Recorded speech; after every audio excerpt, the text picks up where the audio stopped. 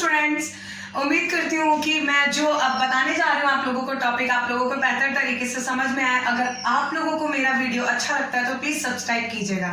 तो आइए हम स्टार्ट करते हैं क्लास 9 के साइंस चैप्टर 5 का the fundamental unit of life, जो कि हम सेल को कहते हैं। The fundamental unit of life जो कि हम सेल को कहते हैं। ठीक है, तो आइए हम इस चैप्टर में सेल के बारे में पढ़ेंगे। सेल का डिस्कवर किसने किया था, सेल है क्या। तो अब हम इस चैप्टर में आपको एक ब्रीफली एक्सप्लेन करके बताएंगे कि सेल है क्या। देखिए, जितने भी लिविंग थिंग हैं वो सेल से ही बने हैं।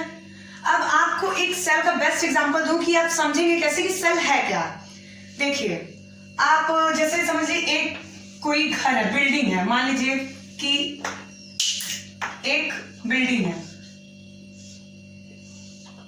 ठीक है, ये आपकी बिल्डिंग है।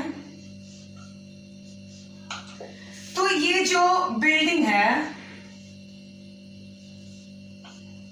ये कितने रूम से मिलकर बनी होंगी, और वो जो रूम है वो कितने ब्रिक्स से मिलकर बने होंगे। ब्रिक्स मतलब ईटा जिसे जानते हैं, कितने ईटों से मिलकर बना होगा कि नहीं।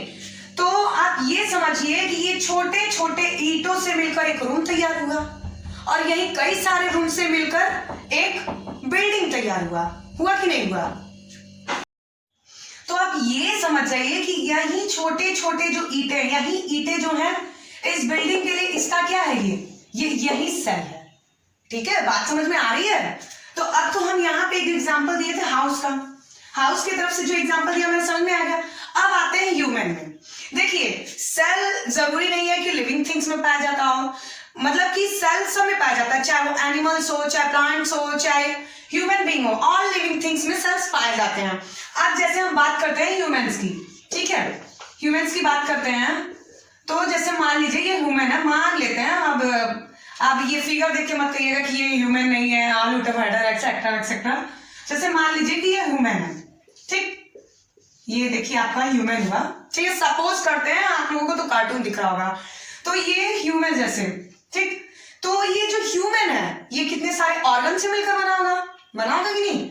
आईज, एयर, हार्ट, लंग, ठीक है, और क्या बोलते हैं, किडनी, ब्रेन, कितने सारे ऑर्गन से मिलकर बना होगा, ठीक। उस ऑर्गन के भी अंदर क्या, हर एक ऑर्गन के अंदर टिश्यू पाया जाता है, और उस टिश्यू में क्या, सेल पाया जाता है।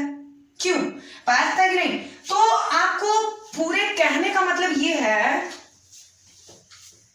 कि जो बॉडी के स्ट्रक्चर को परफॉर्म करता है, जो कार्य करने में हेल्प करता है, वो पूर्ण रूप से किसका काम होता है, सेल का काम होता है। तो इसीलिए सेल को कहा गया है the fundamental unit of life. It is a basic structure. हमको लगता है अभी भी बात समझ में नहीं आई। अच्छा चलिए, ह्यूमन का तो ले लिया, अब आते हैं हम प्लांट्स में। जैसे मान लीजिए प्लांट्स में ओनियन लेते हैं, प्याज की सबने देखा है। प्याज का कुछ फिगर ऐसे होता है, प्याज ले लेते हैं। तो प्याज को हम पता करने के लिए कि अब हम इसका सेल कैसे जानेंगे। प्याज पील्स जिसे बोलते हैं, छिलके प्याज के, तो उसको जब हम प्रैक्टिकल करेंगे तो जब उसके पील्स निकालेंगे फॉरसेप्स से, तो पतली सी पॉलिथीन जैसी रहेगी। तो जब हम निकालेंगे उसको, स्लाइड पे रखेंगे उस पील्स को, फिर उसके ऊपर सैफ्रोनिन डालेंगे। जब आप कभी लैब में जाएंगे प्रैक्टिकल करेंगे तो वहां सैफ्रोनिन होता है। सैफ्रोनिन जो कि ब्लू या वायलेट कलर शो करता है, जो कि क्या कलर प्रोवाइड करने में हेल्प करता है। तो आप उसके ऊपर सैफ्रोनिन डालेंगे, फिर स्लाइड से कवर करेंगे, तो तब आप उसको माइक्रोस्कोप से देखेंगे। माइक्रोस्कोप से देखने के बाद कुछ इस तरीके से आपके सामने फिगर बन के आएगा। ओनियन सेल का फिगर कुछ इस तरीके से बन के आएगा, देखिएगा ध्यान से, ये ऐसे।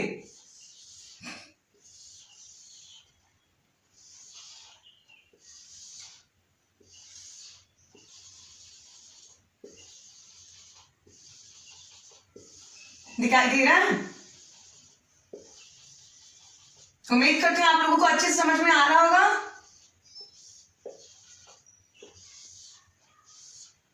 तो ये कुछ इस तरीके से फिगर बनके सामने आता है। जब हम ऑनियन का पील से प्रैक्टिकल करते हैं तो जब माइक्रोस्कोप से देखते हैं तो कुछ इस तरफ का फिगर शो होता है। तो अब आप ये ध्यान से देखिए, ये जो एक हम आपको लेते हैं, एक जो कमरा लेते हैं, ये एक, इसी को हम लोग सेल बोलते हैं।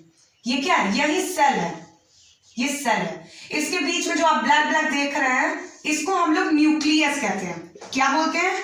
न्यूक्लियस, जिसे हम केंद्रक कहते हैं। ठीक है, जिसे हम केंद्रक बोलते हैं। और इसके बीच में लिक्विड पाई जाती है, द्रव्य, जिसको हम लोग कोशिका द्रव्य या साइटोप्लाज्म कहते हैं। साइटोप्लाज्म, हिंदी में कोशिका द्रव्य बोलते हैं। इसके चारों तरफ जो आउटर लाइन देख रहे हैं, उसको हम लोग प्लाज्मा मेम्ब्रेन बोलते हैं। क्या बोलते हैं? Plasma membrane. तो बात समझ में आई? सेल क्या है? सेल ऑल लिविंग थिंग में पाए जाते हैं। ठीक है, सेल का सबसे पहले डिस्कवर्ड किसने किया था? रॉबर्ट हुक ने किया था 1665 में। बात समझ में आ गई? उम्मीद करते हैं आपको सेल क्या है, सेल आपको समझ में आ गया होगा। ये देखिए, जो हमारी जो बॉडी है उसमें सेल का सबसे बड़ा योगदान है। अगर सेल नहीं होता तो क्या हम जीवित रहते हैं? क्या हम रहते हैं यहाँ पे? नहीं रहते ना। हमारे बॉडी में जो सेल पाए जाते हैं, लाखों करोड़ों सेल्स पाए जाते हैं। ठीक, प्लांट्स भी सेल्स के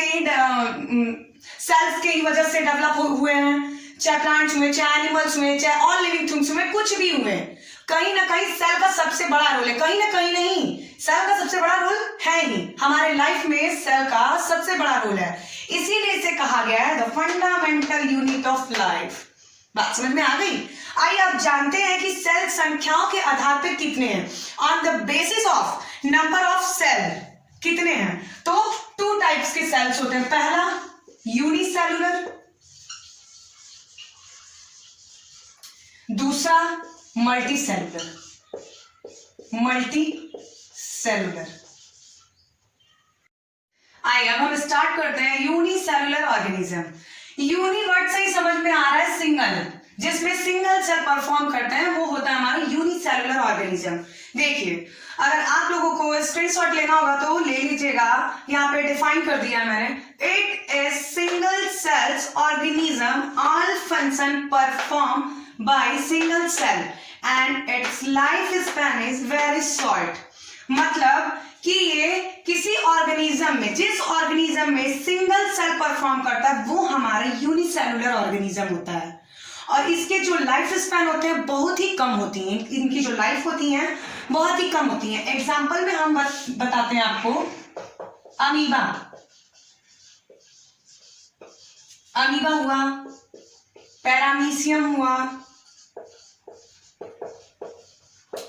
बैक्टीरिया हुआ। अमीबा कुछ ऐसा फिगर शो करता है, इसमें सिंगल सेल परफॉर्म करते हैं कि नहीं करते हैं, और इसकी जो लाइफ स्पैन होती है बहुत शॉर्ट होती है। तो उम्मीद करते हैं कि आपको यूनिसेलुलर ऑर्गेनिज्म क्या होते हैं आपको समझ में आ गया होगा।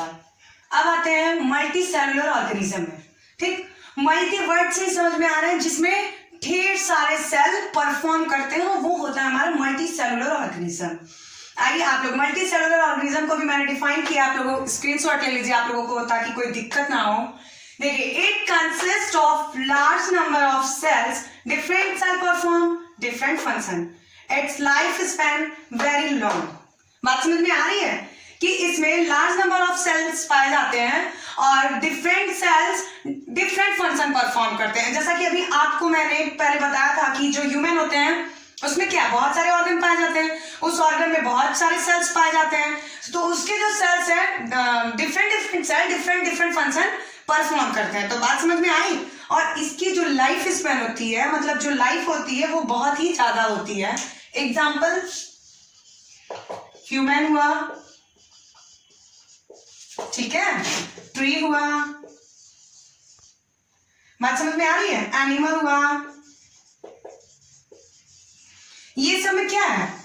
मल्टी सेलुलर ऑर्गेनिज्म पाए जाते हैं। मतलब इसमें इनके ह्यूमन में, ट्रीज में, एनिमल में ढेर सारे सेल पाए जाते हैं, और इसके जितने भी सेल होते हैं अलग अलग फंक्शन परफॉर्म करते हैं, और इसकी जो लाइफ स्पैन होती है बहुत ही ज्यादा होती है। तो उम्मीद करते हैं आपको समझ में आया होगा कि मल्टी सेलुलर ऑर्गेनिज्म क्या है और यूनिसेलुलर ऑर्गेनिज्म क्या है। तो बच्चों, अगर आप लोगों को ये वीडियोस अच्छा लगा तो आप मेरे वीडियोस को प्लीज एक बार सब्सक्राइब जरूर करिएगा, और मैं आप लोगों को पार्ट 2 में प्लांट सेल और एनिमल सेल के बारे में बताऊंगी कि प्लांट सेल क्या होते हैं और एनिमल सेल्स क्या होते हैं। धन्यवाद।